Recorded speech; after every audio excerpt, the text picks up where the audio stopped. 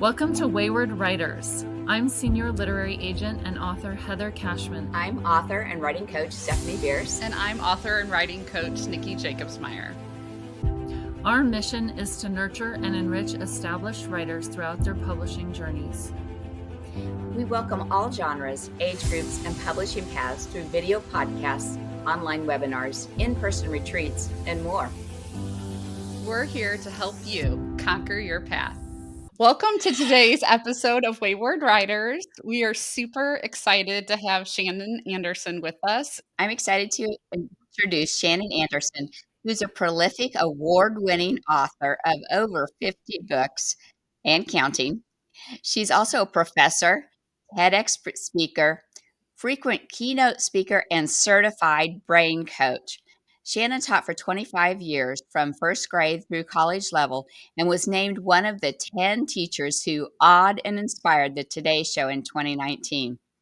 Shannon loves doing author visits, providing professional development for teachers, mentoring aspiring writers, and speaking at events.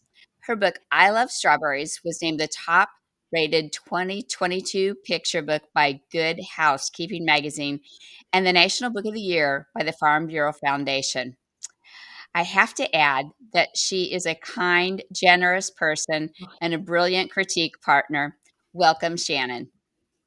Thank you. Wow, that was a wonderful introduction. I appreciate that. Could you give us a little bit of background on how you moved from teaching it into being a full-time author? Yes, I actually, while I was teaching elementary school, is when I applied for a creativity fellowship that allowed for only teachers to apply, and it was some kind of passion project. And the whole basis of it was to recharge teachers. So you got to pick a passion project, and it could be related or unrelated to what you taught. And I applied to learn how to write children's books, because my high school job was actually working in a public library in the children's section. And that was one little seed that was planted. But it was also when an author came to my school when I was a fifth grader. And that really stuck with me, an impactful visit. And she had a school-wide writing contest leading up to her visit. And lo and behold, I won the writing contest. And I got to go up and meet her. It was Jamie Gilson who wrote Can't Catch Me, I'm the Gingerbread Man. But that moment really changed my focus from writing in diaries and journals, which is the kind of writing we do for ourselves, to I won that contest based on a story I wrote, and stories are meant for other people. And so it really shifted something in me to want to do more writing for others rather than just reflections and what I was doing every day, those kinds of things in diaries. So I always wanted to do it, but it wasn't until I had the opportunity through the Creativity Fellowship that I had some funding to get to go to LA to my first SCBWI conference and get to go to take classes and join SCBWI and start. I got my first laptop through that, and that was back in 2010. But as I started learning, then I started writing stories, and then I was hooked. Once I got my first story published, I wanted to keep doing it. Mm-hmm. And so I was doing that those last, 10 years that I was teaching. And I finally got to a point where I was wanting to do more and more author visits and wanting to have more time to devote to my writing. But of course, that's hard to do when you're an elementary teacher and mom and all of the things. And so it took a while for me to stop teaching and write and speak full time. But I really got started because that opportunity presented itself. And I felt too guilty just like doing it on my own. I have these girls that I need to pay for college. So I felt guilty spending money on myself to take classes and go to conferences and things for this pipe dream that could probably never happen. And so when that fellowship came about, it gave me the confidence and to not feel guilty to be able to indulge in learning about something that I was very interested in. That's a great story. Yeah, I love it. You conquered your dream, which is what we're about here at Wayward Writers. And I remember meeting you at a CBWI big conference. And I just remember thinking that Shannon was so full of life and kind, and you have so many talents. And today we're going to specifically talk about your speaking engagements. And I know you write for children, and some of our listeners do and others write for adults. So just keep in mind out there that this can apply to any audience. Shannon has strategies that she does regardless of the age of your audience. So we're going to dive into speaking, and I'm wondering what initially inspired you to start incorporating speaking engagements into your career as an author? Do you mean speaking engagements in terms of author visits or the other speaking that I do as well? All I of it. guess both, Oh, because okay. most people that are writers are introverts, and the speaking part Yeah. can be quite frightening. So, what inspired you to take the leap and incorporate that? Yes, I identify as an introvert, and it really isn't about shyness. It really is where you get your energy from. And like, for example, if I have spoken all day somewhere, and then when I get back to my hotel room, I just need to be quiet, and that's how I recharge. I need to not people for a little Yeah. while. And really, truly, that's what an introvert is. Like, I can turn it on a stage and I can talk to people and have a great time, but then I do need to recharge by not being around people and being in a quiet Great space. point. That's my little spiel on introversion, because a lot of people are like, you're not an introvert. I'm like, no, really, I actually am. But that's not a bad thing. Like, you can do big things as an introvert too. So I started speaking before I even was writing books. While I was teaching, I was a literacy coach. And so sometimes as a literacy coach, it's the train the trainer model. Like, you get sent to conferences to learn something and you bring it back to your school and you teach the other teachers that thing, because it's less expensive for them to send one person and then come back and teach everyone than to send all of your teachers to a training or pay the trainer to come in. So I did a lot of that, and that kind of got me in front of other adults and was teaching things that I was learning at conferences, which I, as a teacher, enjoyed doing anyway. But then I started throwing my own hat in the ring. If I was going to a conference, I was like, gosh, the topics and the theme of this conference are things that I know a lot about, and I would like to share some ideas I have, give back. And so I started doing that. And particularly since I was a gifted coordinator, a lot of the gifted conferences that I was sent to, I would say, oh, I could do a session on this, like how to really challenge your gifted and talented young writers. And so I was doing things with writing, but in a different way, not like in writing picture books, but in their writing in the classrooms. So that's how I got my foot in the door with speaking and doing conferences.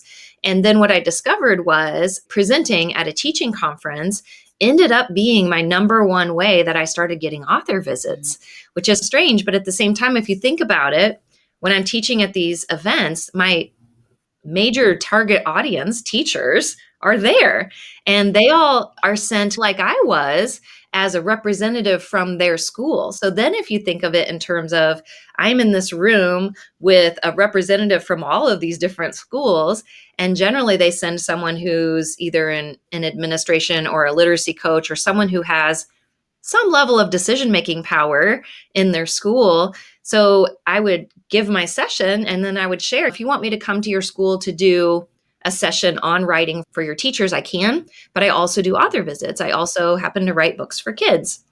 And a lot of times I would come back from those conferences and have an email a week later from a school or two saying, hey, we were at your session. And the other thing is they're getting a sample of you. So they get to see your personality. They get to see how you talk to an audience, how you teach, those kinds of things. And so it's almost like giving a sample. And if they like the sample, they might want to bring you for other things. And so that's how I got started. But also when my very first book, which was called I Am Not a Pirate, it's out of print now. It was about my youngest daughter who had to wear an eye patch for 3 years. But in getting to come to like just even little local schools and do author visits with just that one little book, I was hooked. I loved it so much, getting to go to a school and share with kids about Maddie's story and about the process of becoming an author and how much I love writing, and getting kids excited about writing, like thinking about writing in more of like, I like to share why I love writing, because there are a lot of kids and teachers, I will say, that don't enjoy writing. And so if you can present it in a way that's not like writing a report or writing an essay, but here's why I love writing. Like the first thing I wrote was actually an article for Highlights Children's Magazine. I got to use writing to teach a dog trick to kids all over the country. Anyone who picks up that magazine and reads that article about how to teach your dog to jump through a hoop can learn how to do that just because I wrote it down. Isn't that cool?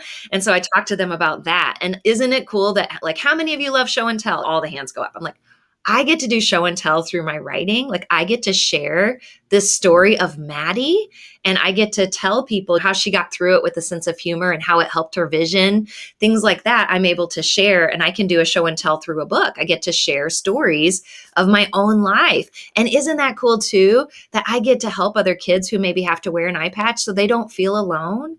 And so when you share things like that at author visits, it gets kids thinking about writing. And I've always felt like attitudes are contagious. If they see you're on fire for writing, they're going to start to think, this lady really likes writing. And maybe they start to think about, oh yeah, I think I would like to teach someone something cool and write it down. Or I think I would like to share something from my life. And so in doing that, it's just so cool to see their eyes light up and to hear them afterward to come up to you and say something like, I want to write too, or I'm working on a book too. And then that's just amazing. I feel so blessed that I get to go and talk at all these different places, still in the audience that I love, little kids. And I get to talk about the thing I love to do, which is writing. And I get to do it in a way that's comfortable for me through reaching out and talking to kids in person, sometimes virtually, but mostly in person. And I just love that I get to do that. Yeah, those are like the form of payments that don't come in bills, that keep us going when there's someone that doesn't like to read, but they fell in love with your book, Shannon. Like that is, yes, that doesn't pay the electric bill, but it feeds the soul, right? Yes, it does. It is. And you're juggling a lot of different things, Shannon, because I know you're also a professor and teaching at a college. How do you juggle your writing, your speaking engagements? Do you have time management tips for us? Oh, sure. Yeah, actually, I do a whole workshop on I know you do. You know, by survival, I had to learn that because, as you said, I do a lot of, I want to be involved in my writing process still and be able to meet with my critique groups. And I enjoy mentoring other authors. I do mentoring by the hour with people. I do professional critiques, but I also am back in the education world again. So even though it's only a couple of days a week, it's a little bit of a commute for me too. So that's definitely taking time in the planning to have my classes ready. Specifically, have taught a class on for makers, for creatives, so authors and illustrators, and ways that we can make the most of our time. And as we know, our time is valuable, like to me, even more valuable than money. And so trying to figure out some of the things that we can do that can help us get the most out of our time. And one of the tips that I have is actually doing what I call the today's to-do list. And I make it the day before. So each night I make out this list, and there are a few reasons why I do it the night before and that it became a game changer for me. First of all, I don't know if you two are this type and the audience is like this, but I used to get up in the middle of the night and I would be like, oh, I need to do this. Oh, I got an idea for this. Oh, I want to do this. Or, oh, I forgot about this. And so I would wake up and then I would, not get a good night's sleep, and I would have all these things swirling around, and I would either get up and do it and not get sleep, or I would wake up and forget everything that I came up with in the middle of the night. And I started doing this today's to-do list the night before. It relieved that because I had everything. I was like onto the page, and I also would prioritize the things. So I would have a need to do side on the left and a want to do side on the right. And so I would try to come up with a few things that I really needed to take care of. Like maybe there was a deadline, or maybe I had a specific meeting that I had to do that I had committed to. Maybe there's a set of revisions that are due or something. And so I would have those on the need to do side, but I would also keep in mind that how would I feel if all I got done that day were those 3 or 4 things? Like how much could I put on there that I would feel good about myself, that I would feel like it was a productive day, that I did something that mattered? And so I'm very cognizant of not overloading that. This isn't a to-do list that is everything I need to do between now and Christmas. This is what would I feel good about accomplishing tomorrow? And then I have a spillover because, yes, I have the list of what I need to do between now and next year, but that list is not, it's going to stress you out. And so it's important to pull the things that you need to do just tomorrow And then you can do a spillover of some things that you would like to get done. And some of those things on the want to do are even, it might even be get groceries. And I know you're thinking, wait a minute, I don't like to go get groceries. That's not something I want to do. But I'm very careful to put that to the side unless it's a dire situation and I'm having company over and there are things I specifically need to get. That can become a procrastinator technique. Like I can go to get groceries to avoid doing some of the things on my need to do list because I don't want to do them. I'm like, oh, that's hard, or oh, that's going to be like messy, or oh, I don't want to do it. So I make sure that I do the need to do's and then I get to go to the want to do's or the would be nice to do if I could after I finish those things. And it's so great because at the end of the day, I do have that feeling of, I feel like I got those important things done. You feel like you were productive. And I write all of those things down because it's really easy at the end of a day, especially if you don't make a specific list for the day. If you're going off of your to-do list for the year, it's really easy to go to bed feeling like you weren't productive enough because you see the whole rest of that. And it's easy to beat yourself up and to feel like you're not accomplishing when really you are, but you're just not thinking about, oh, wow, like I knocked those 4 big things off my list, or I submitted something today. And so it's a psychological thing, but it really works. And so I just recommend thinking about what do I need to do, prioritize, and then what would I like to do if I can get those things done? And then the next night you feel good about what you did and you can go forward and put your next need to do's down. It just really helped me out a lot. So that was one of my big things. And I do like half-day workshops on how to get down to figuring out those priorities. But that's a big thing right there. If you can just the night before come up with that list, that helps. I like that. I like it that it's something that we can all do. Yeah, no matter what it is you do creatively too. For sure. Great. Thanks for sharing that. So, what strategies have you found are most effective for booking the speaking engagements, whether it's at schools or conferences? There are several things. When I first started out, for author visits, I tried to book with local things. And maybe some of them were practices for me, so I didn't charge. And because it was local, and sometimes I just didn't charge very much just starting out. But then eventually you can charge more. And eventually you get the word out, which word of mouth is your best over any kind of social media or any newsletter or anything else you do. Word of mouth is the best if you can get it. It takes a while to build, though. It takes some momentum building. And as far as the teaching conferences, now that I'm not teaching like at the elementary level, it's a little bit different, but there are newsletters that you can join. So if there's something specific, like if there's a specific topic area that you like neuroscience, like you can look up, or if you like to write in the social and emotional learning category, you can look up conferences that are specific to that you might be able to lend some expertise because you write about that topic or you're an expert in some way. And you can submit a proposal to present at that conference and you can share your credentials or share that you've written on that topic. Like I've written 3 books on growth mindset. And a lot of times if I share that for a gifted conference, they're interested, or they hear that I'm a certified brain coach. They want to hear from someone who does those things and be able to share things that might be helpful to the teachers that attend that are also licensed to teach gifted and talented. Some of the other things, like there are speakers bureaus, like I'm part of the Christian Women's Speakers Bureau. So some of the speaking I do are at Christian events. Just last week, I spoke at a pastor conference. And so I was given an hour and a half to speak I had like serious imposter syndrome, but I had this whole conference full of pastors and they asked me to share some things. And it wasn't like sharing like as far as teaching them biblical things, it was more sharing my stories and how it has grown my faith. And so there are all different ways and places and venues that you can speak. And there are different ways of getting into those too, whether it's a bureau, whether it's word of mouth, whether it is sending in your own proposal, whether it is sending out an email, or there are listservs that you can purchase to send out emails to librarians and principals to see if they're interested in an author visit of some kind.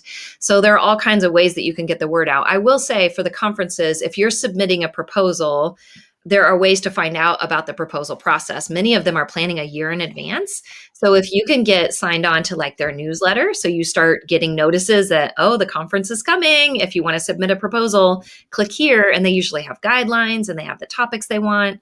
And so that's an easy way to get in. I will give some cautions that when you're submitting a proposal like that for a breakout session, there's a high chance you're not going to be paid.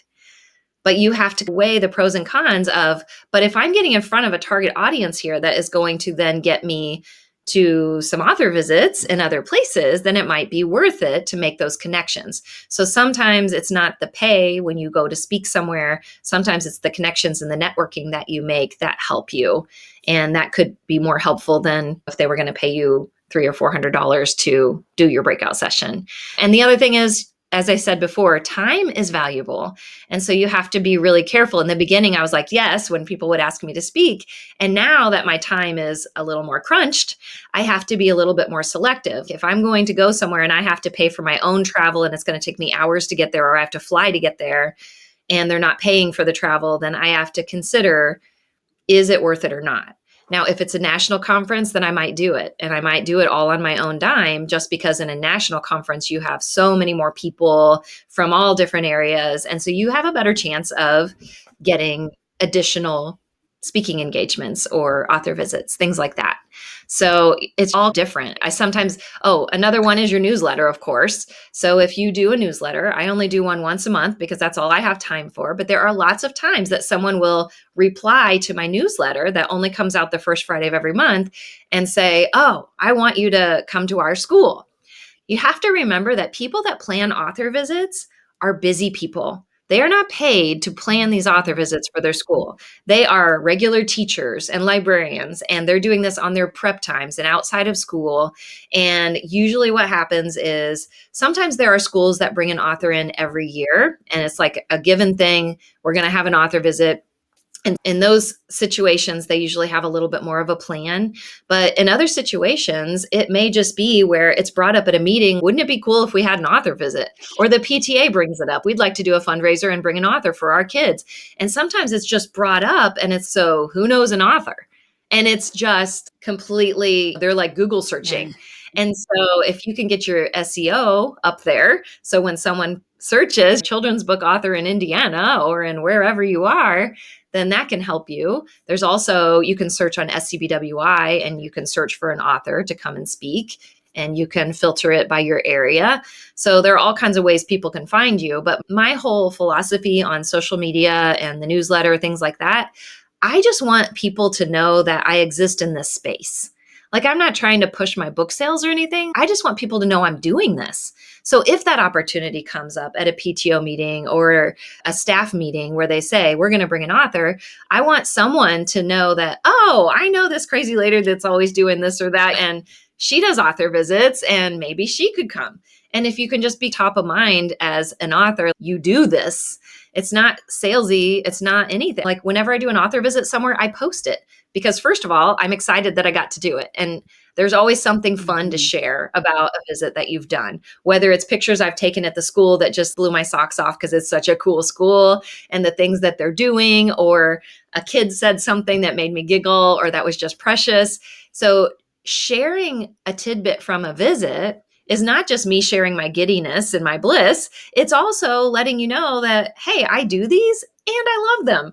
And so in that way, I think that's a way that's non-icky to share on social media, but it also lets people know, again, about your personality, that you're doing them, the kind of work that you do, like maybe are captured in pictures. I always notice people when I'm doing a visit. I'll notice someone over there with their phone taking pictures. And I'll approach that person after and I'll say, hey, could you airdrop me a few pictures and make sure they're ones that are safe to share, that are not showing photos of kids that didn't give photo permission? And that's where I get most of my pictures, is I'll just ask someone in the audience. I don't ask them to take pictures, but if I notice someone's doing it, I'll go ask them and then I'll share those. And I'll take some of my own of different things in the school too. But that's been a big way too, that people will reach out and say, hi, hey, I saw that you were at this school. Do you have any more openings this year or in the spring? And so that's another way, through sharing. Good ways to market without having to be, like you said, icky. Or salesy. Yeah. Yeah. It is. So how do you tailor your presentations? Because you're doing things for little ones, adults, and It do you is. have certain speaks, talks, or how do you do this? So like at my author visits, I mostly focus on elementary students. And for different age groups, I do have different things that I will do. I have learned not only as an educator, the different attention spans of different age groups, but also in doing these author visits, knowing like what they can handle, what they'll be engaged in. So for kindergarten, and if they have a preschool, they also want me to do, or sometimes even some of the life skills kids that might not be able to pay attention as long as your like third through fifth graders. I have a special little session I do. It's only 20 minutes long, and I do a read aloud of the book, and I do a Three Bears rap song that I teach them that's engaging, and they have hand motions and they remember it, and it's fun, and it's a retelling of a story. So it's related to books. And so that's what I do for the little ones. And then the rest of the elementary, I have a standard presentation that I do that is all about those things I talked about before, why I love writing so much. And I'm able to weave in some of the topics of my books through that. Like I said, with the I'm Not a Pirate, I can share things. With I Love Strawberries, it's a story of determination. And I can share how Jolie really wants to have her own strawberry patch. And so she does all these things to convince her parents she's responsible enough. Or the growth mindset book, I'm able to teach about how powerful our brains are. And so I get to teach a little bit about growth mindset as I'm sharing my books.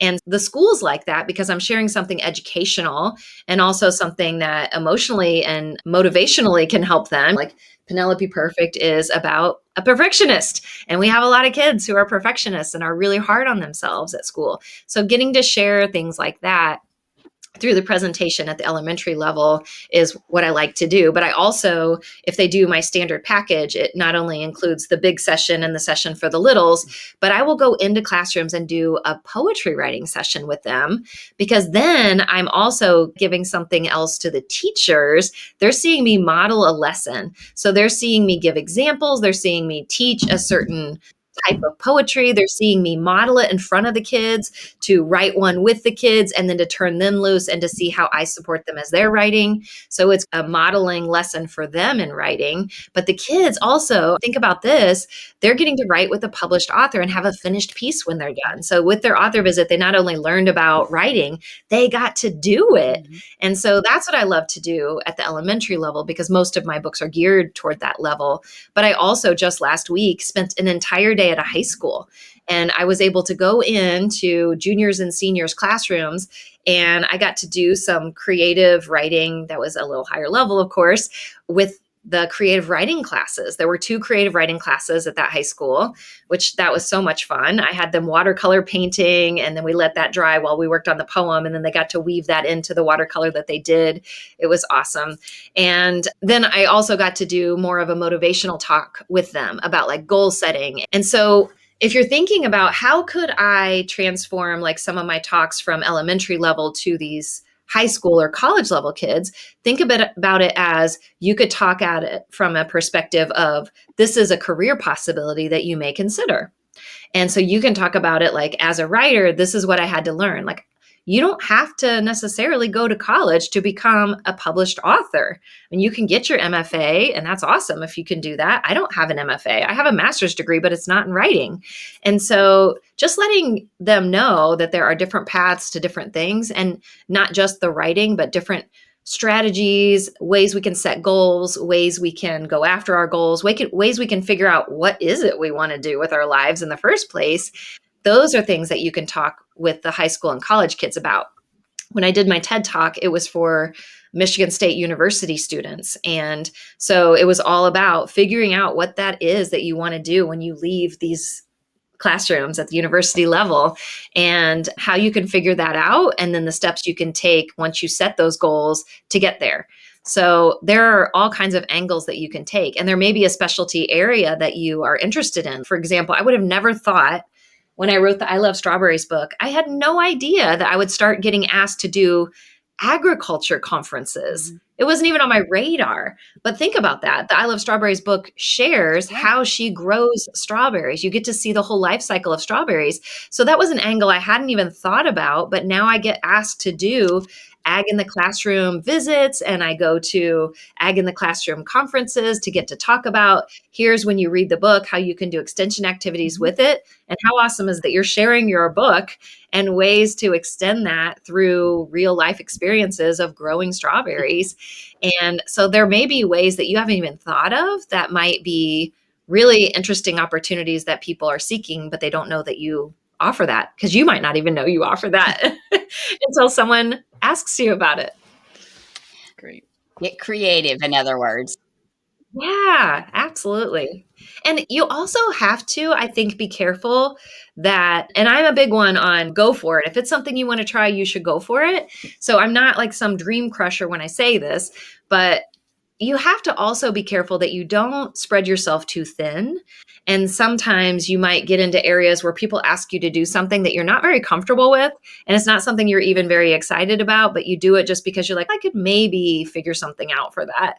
And if you're not genuinely passionate about it or have a level of care about it, you're going to go into that nervous. You're going to go into it a little bit resentful because you didn't really want to take it on, but you did because it was offered. And so you do have to be careful too, that you're taking on things that you do feel comfortable enough with, or that you have enough excitement and passion that will drive you to learn the things you need to know to be able to do it, if that makes sense. Yeah. So do you have any advice for authors on how to effectively pitch themselves as speakers to event organizers or schools? Because like you have this background and experience in the classroom as a teacher and a literacy coach and all that. So someone who doesn't have that background, who doesn't have that degree, how would you recommend they approach that? I think you just have to find your particular angle. So what was your day job or is your day job that you do outside of writing? And is that a tie-in for you in some way? Or is there an interest area that you could learn more about possibly? Or I will tell you that when I got my certification for being a brain coach, and I just recently finished my neuroleadership classwork, and now I'm certified with that.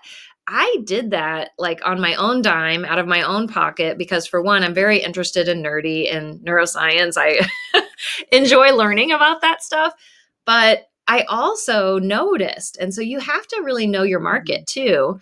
I noticed that when I would go to conferences, a lot of the keynote speakers were talking about things that had to do with the brain or learning or neuroscience, those types of things.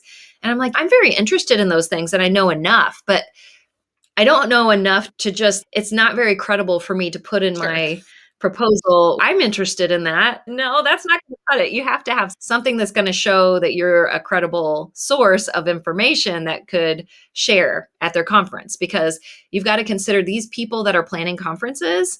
It's on their necks. If they bring in someone who is, let's say, a dud or that doesn't really know enough, and so what they're sharing isn't worth the money that you're paying them, or the audience is just not very impressed, that's on them because they're the ones who brought those people in. And so I always try to think of, in being in their shoes, would they want to bring me in? And no, with just a level of interest in neuroscience, I wouldn't bring someone in just because they think it's cool. But if I knew that they had gone through some pretty rigorous coursework and became certified, then that makes me think again, oh, well, they know something and they were able to do these things. And so they probably do have something to offer that maybe someone else wouldn't. So also think of that. Like, neuroscience has nothing to do with most of my books. Our brains, of course, have to do with everything, but not specifically. I'm not like writing books about the brain yet. But I just think that if you can think. I appreciate the information that you've given us, so much to think about. Do you have some books, mentor text, anything that you could give to our audience? A list of things they could go to, sources? I have so many, gosh, I want to say, I can't remember who wrote it. It's called Platform. That one was a good one. Learning how to do the TED Talk. There are two different TEDx books, TED Talk books that helped me, like, as far as like formulating my TED Talk itself. So on the craft of writing. And doing the TED Talk was a great opportunity because you have coaching through that. And so as you're coming up with your talk and practicing it, they give you feedback on your speaking. And so that's a way to help you for sure. There are different speaking classes that you can take. Like I am a member of Toastmasters. And so if you haven't heard of that, it's not about learning how to do a toast at a wedding necessarily, although it could help you with that. But it is a group of people, and my group met online. But at 6:45 in the morning every Wednesday, there is my meeting. It's called the Top of the Morning Toastmasters group. But it is a group of people that are also interested in speaking. It might not be their professional career. It might be something they do in addition to their career or as part of their career. And you get tips on speaking. And there's this whole other thing outside of the meetings that you get to go through these pathways to learn different things like motivational techniques or ways to try to drop your ums and ahs, those kinds of things that we all stumble through. So there are places like that. But yeah, if you can just find other opportunities to talk as practice, even like just going to your local library and saying, hey, could I share about this? Or could I read my book and do a Q&A? Like just getting in front of people even, I think helps you.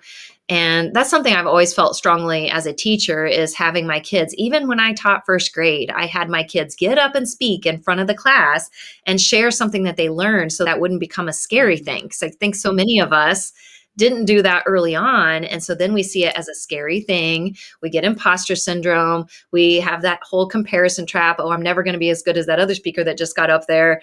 And we doubt ourselves. And the thing that I always try to remember and what gives me the most confidence is coming into a session prepared to deliver something of value. So think about in your audience, who is there? Whether if it's teachers, can you give them something practical they can take back to their classroom and use right away? Because I'm telling you from a teacher perspective, that's what they want. Absolutely. They don't want a bunch of theory. They don't want a bunch of like research. They want to know, give me this really cool lesson that's going to wow the socks off of my students. It's going to make me the cool teacher. And so if you can provide that, that's value to that teacher. Or for an author, if you can give practical things or run them through an exercise or share things that you've done, share your own story of publication or getting an agent or breaking in with education market publishing or starting with self or hybrid publishing and how that transferred into traditional publishing.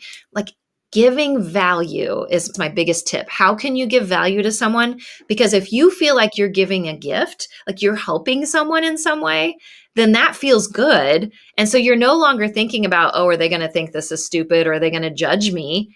You're going to be thinking, I'm giving them something. I hope this helps them. That's always my prayer going into any speaking engagement is, please allow me to give value to this audience in some way. Let it help someone. And when you go into it with that mindset, it's different because you're no longer thinking about worrying about them judging you, but you're now thinking, how can I help them as much as I can? And when they feel that from you, they appreciate that. Absolutely. And so it's just a different energy and feel.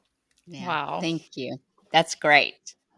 That is so wonderful. Shannon, thank you so much for your time and your wisdom. Oh, you're welcome. And we will be sure. I was honored to be asked. We will be sure to put all of your information and the books that you mentioned too in your books so our audience can reach out. I just have to say thank you for what you're doing because in the Wayward Writers, that is such an awesome mission that you have to help writers and provide retreats. That is so valuable to get to go off with. I've been on some of your retreats. Yeah, we had fun. And just to go off and meet other writers. We learn so much from each other's just personal stories and experiences. So what you're providing is really awesome and exciting. So thank you. Thank you. Thanks for being here.